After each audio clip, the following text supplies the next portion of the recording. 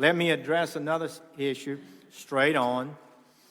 I was accused in 1986 of failing to protect the voting rights of African Americans by presenting the Perry County case, the voter fraud case, and of condemning civil rights advocates and organizations, and even harboring, amazingly, sympathies for the KKK. These are damnably false charges.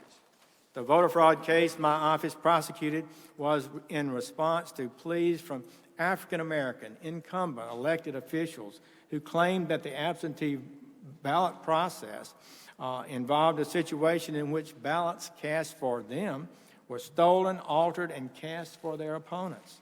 The prosecution sought to protect the integrity of the ballot, not the block voting.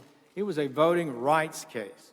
As to the KKK, I invited civil rights attorneys from Washington, D.C. to help us solve a very difficult investigation into the unconscionable, horrendous death of a young African American coming home from the 7-Eleven store at night simply because he was black,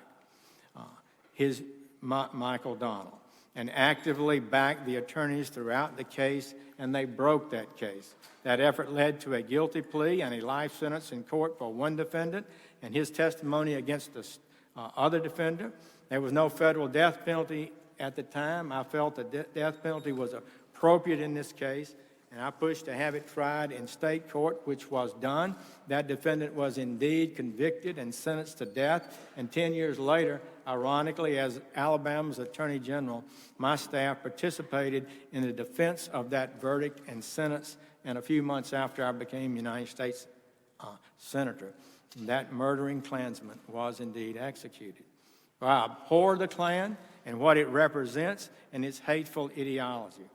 I insisted Marsh Dees of the Southern Poverty Law Center and his lawsuit that led to the successful collapse of the Klan, at least in Alabama, the seizure of their building, at least for that period of time.